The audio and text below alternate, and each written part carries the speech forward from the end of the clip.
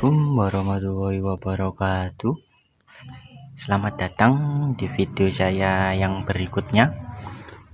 Kali ini saya ingin membuat video khususnya untuk anak-anak yang masih sekolah jurusan otomotif. Banyak video-video yang beredar bahwasannya khususnya anak-anak magang ya tidak tahu nama kunci, fungsinya kunci itu sendiri. Kebanyakan disalahgunakan yang akhirnya membuat kunci itu rusak dan tidak digunakan sebagaimana mestinya. Oke, tanpa berlama-lama langsung saja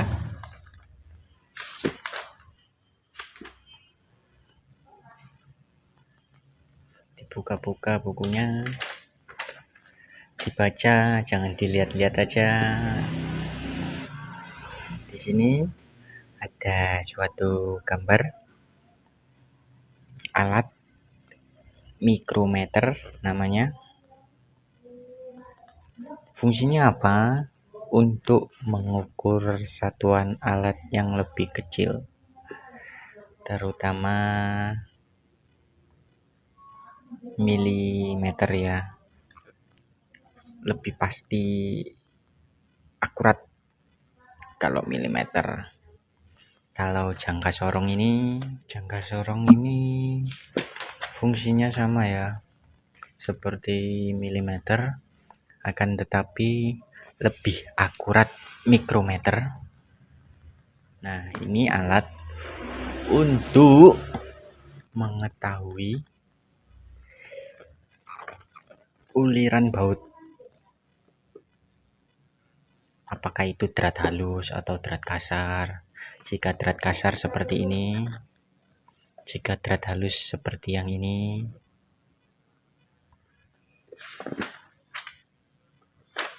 Nah, ini namanya avometer, alat untuk mengukur tegangan. Saya tidak punya, dulu punya, sudah rusak ya. Punya saya dulu. Lebih suka pakai test pen. Ini test pen. Lebih gampang pakai test pen. Kalau avometer ini untuk mengukur tegangan baterai aja.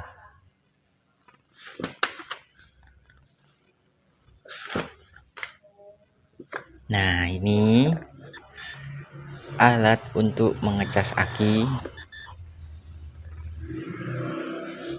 Saya punya alat mengecas akinya.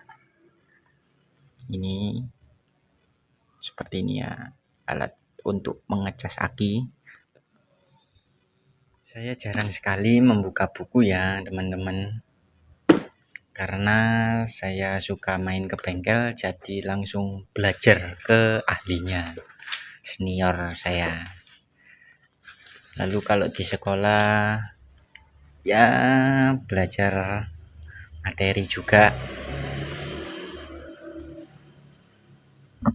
cara kerja sistem starter. Terus ini punyanya mobil ya.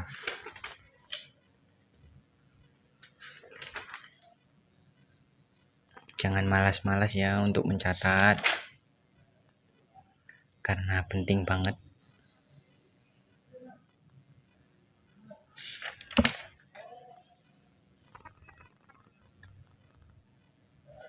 Terus ini jalur lampu, jalur kelistrikan, lebih tepatnya jalur kelistrikan lampu.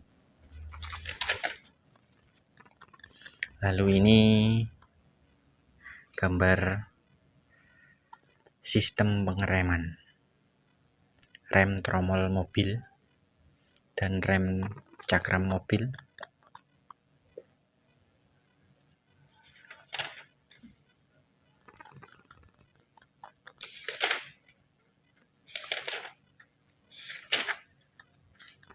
Dan ini sistem kemudi atau biasa disebut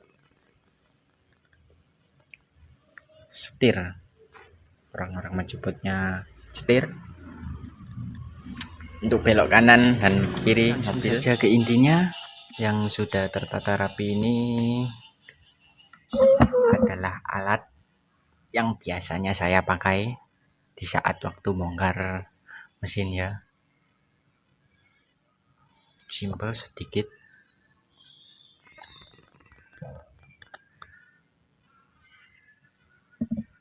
Banyak di luaran sana, terutama untuk adik-adik yang baru praktek ataupun magang, tidak tahu nama alatnya, bahkan tidak tahu fungsinya. Cukup bikin was-was ya jika kita pemilik motor, terus yang menservis motor kita itu anak-anak magang, dan anak-anak magangnya itu tidak tahu cara kerja alatnya itu sendiri dan nama alatnya. Sudah pasti motor kita rusak. Banyak orang yang menghindari servis yang ada anak PKL-nya. Tidak terlalu keberatan jika motor saya diservis sama anak magang. Tetapi perlu digarisbawahi, anak magang ini diawasi oleh mekanik seniornya, bukan langsung dilepas tangan ya. Kalau dilepas tangan saya langsung nggak berani, saya juga ikut was-was. Tapi kalau diawasi seniornya, bisa dikatakan senior itu mekanik aslinya, mekanik tetapnya yang bekerja di situ, saya cukup tenang, tidak begitu was-was. Nah, buat adik-adik, tetap semangat terus belajarnya. Jangan pernah malu untuk bertanya kepada para senior, kakak-kakak kalian yang bekerja di situ, ataupun di saat kalian main ke bengkel itu, tanya-tanya aja. Pastinya kakak-kakak senior kalian senang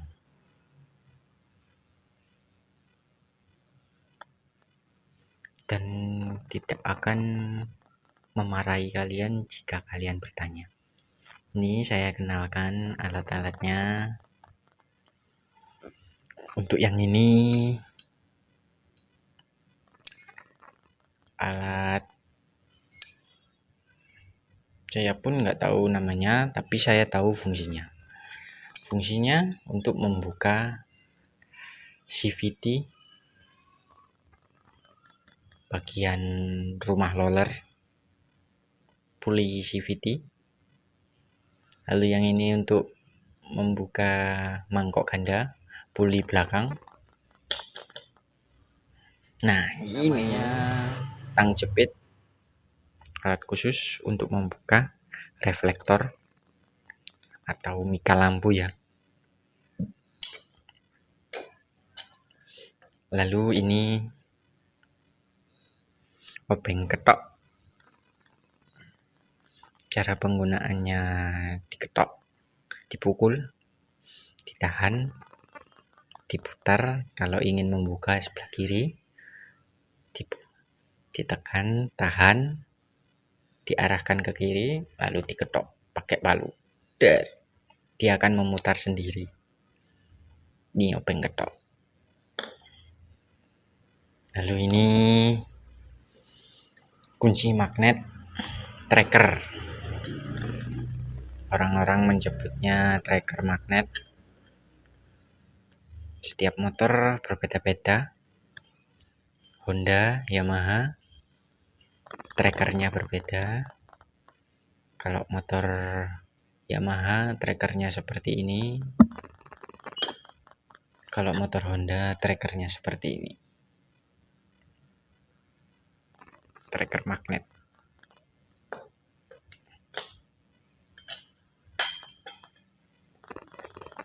Lalu ini alat khusus untuk membuat uliran baut ya, ataupun mengetap.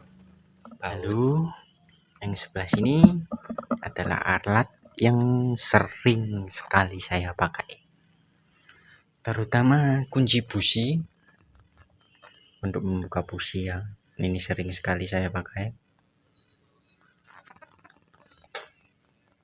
Lalu tang snap ring untuk membuka snap, pengunci snap ya. Biasanya ini untuk rem sering terpakai. Lalu kunci L juga sering terpakai. Kunci ring,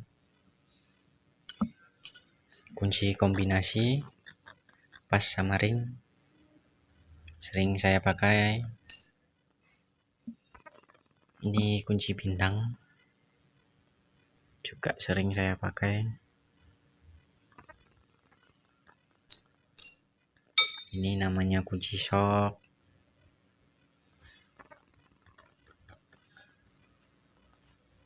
Lalu ini gagang shocknya.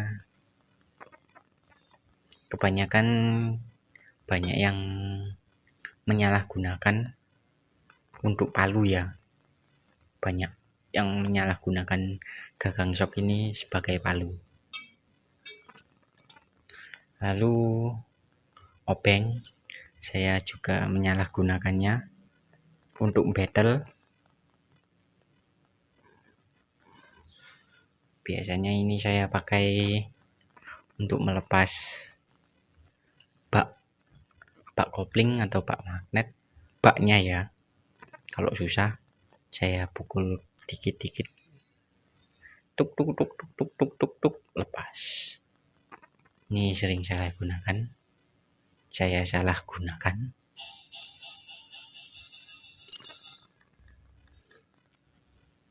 Lalu ini tang potong, penting banget untuk memotong kabel ya, nyambung kabel. Terus modifikasi lampu ini penting, sama ini untuk kelistrikan ini penting juga, solasi.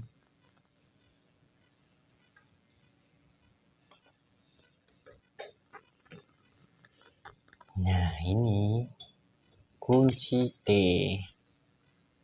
untuk membuka baut yang di dalam-dalam yang susah-susah, sangat berguna kunci T. Karena berbentuk T, banyak orang menamainya kunci T. Sebenarnya ini itu kunci shock ya, tapi karena hurufnya T, jadi banyak orang menamainya kunci T. Lalu ini kunci khusus untuk membuka klep, mengencangkan dan mengendurkan baut klep. Ini penting sekali.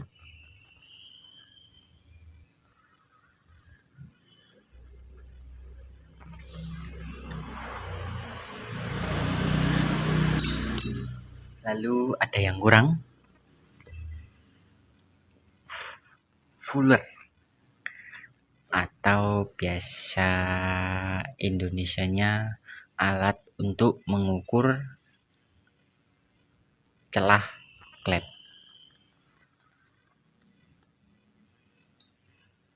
Kenapa saya nggak punya? Karena saya sudah bisa ya main feeling jadi saya nggak terlalu memakai fuller. Tapi kalau buat adik-adik jangan sampai nggak pakai fuller ya, bahaya.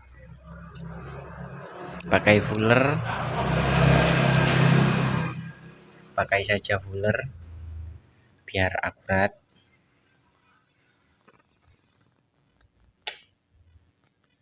Kalau terlalu kencang motor tidak bisa menyala. Kalau terlalu kendor suaranya kembelitik. Suara mesin itu sangat berisik sekali kalau terlalu kendor, menyetel celah klep. Itu nanti ada bagiannya sendiri. Untuk kali ini pengenalan dulu ya, pengenalan alat-alatnya. Seperti ini alat-alatnya yang sering saya pakai untuk bengkel, dan juga alat ini biasa saya pakai untuk turun mesin. Oke, sampai sini saja.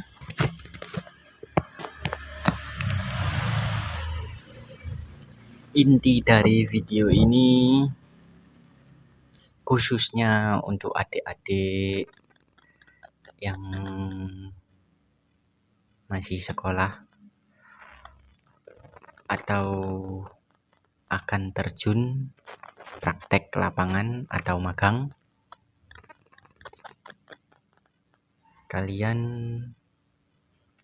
harus paham dulu ya fungsi kunci-kunci yang ada di bengkel. Kalau kalian tidak tahu, jangan malu untuk bertanya. Jangan sampai terjadi kecelakaan kerja atau merugikan motor konsumen. Intinya jangan malu-malu untuk bertanya, tetap semangat. Terus kalau kalian sering disuruh-suruh, jangan insecure, jangan sakit hati, apalagi sampai benci. Jangan merasa menjadi babu, karena kepercayaan itu sangat penting ya. Saya dulu juga seperti itu, sering disuruh ambil kunci ini, ambil kunci itu, terus mencuci bagian mesin, part-part mesin itu dicuci, diamplas. Ya, tugas-tugas anak magang lah, seperti itu. Disuruh beli gorengan, beli es, bikin kopi. Ya, semua itu wajar ya. Wajar-wajar saja. Karena kita ini belajar. Tujuannya untuk belajar. Nggak mungkin dong tiba-tiba anak magang bisa bongkar atau turun mesin sendirian, dia handle sendirian, nggak mungkin. Pastinya seniornya yang menghandle. Apabila ada anak magangnya, pasti anak magangnya yang membantu, entah itu ngambil alat-alatnya atau membersihkan part-partnya,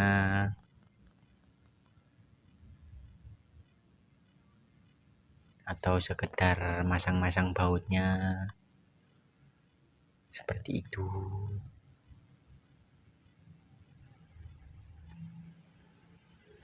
Oke, seperti itu. Sekian.